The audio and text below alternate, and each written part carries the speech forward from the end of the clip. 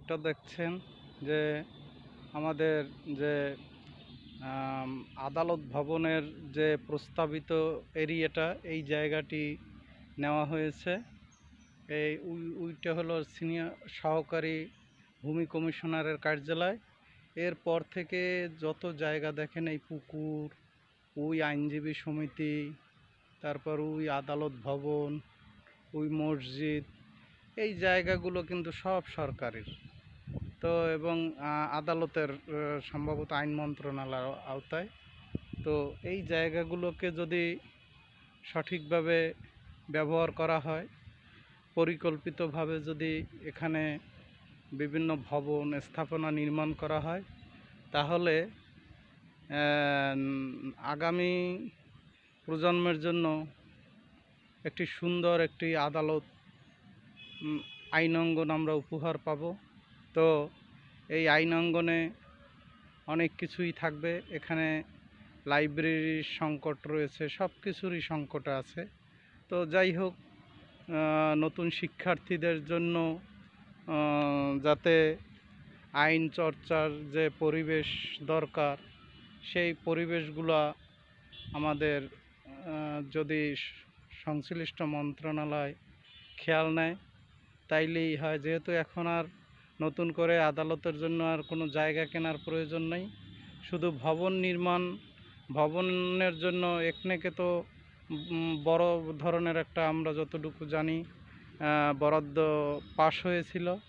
কিন্তু কী কারণে এই ভবনটি দীর্ঘদিন যাবৎ নির্মিত হচ্ছে না, সেটা আমাদের বোধগম্য না।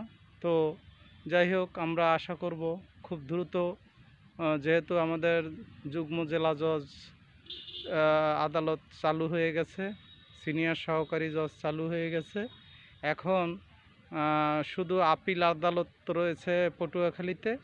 তো বেশিরভাগ কাজই এখন এইখানে, এবং যুগ্ম জেলা জজের কার্যক্রম সপ্তাহে একদিন হয়, কলাপাড়া বৃহস্পতিবার। তো আমরা আশা করব যে যাতে আমরা স্থায়ীভাবে দৈনন্দিন কার্যক্রমের জন্য একজন স্থায়ী বিচারক নিয়োগ হয়। এ ব্যাপারে আমরা আইন বিচার ও সংসদ বিষয়ক মাননীয় মন্ত্রীর সুদৃষ্টি কামনা করব। কলাপাড়া সম্মিলিত নাগরিক অধিকার জোট এবং দক্ষিণবঙ্গ আইন ছাত্র পরিষদ কেন্দ্রীয় কমিটির পক্ষ থেকে এই এলাকায়, যেহেতু আমাদের এখন অস্থায়ীভাবে সপ্তাহে একদিন যুগ্ম জেলা জজ আদালতের মাননীয় বিচারক মহোদয় আদালতের কার্যক্রম পরিচালনা করছেন বিচারক সংকটের কারণে। তো যাই হোক, আমরা আশাবাদী যে খুব শীঘ্রই আমরা স্থায়ী একজন যুগ্ম জেলা জজ কলাপাড়া চৌকি আদালতের জন্য পাব। তো পেলে আমাদের জন্য অনেক সুবিধা হবে। আমাদের দেখেন, সরকারি বহু কলাপাড়া শহরের প্রাণকেন্দ্রে এত সরকারি জায়গা পতিত অবস্থায় পড়ে আছে, কিন্তু একটু মানে খেয়াল করলে বা সরকার যদি এ ব্যাপারে একটু সুদৃষ্টি দেয়, তাইলে আমাদের এই জায়গায় একেবারে কোনো ভাড়ার দরকার হবে না।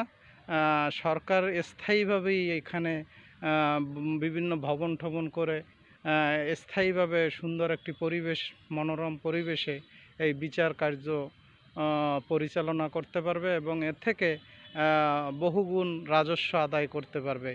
সকলকে স্পন্দন মিডিয়ার পক্ষ থেকে ধন্যবাদ ও কৃতজ্ঞতা প্রকাশ করছি।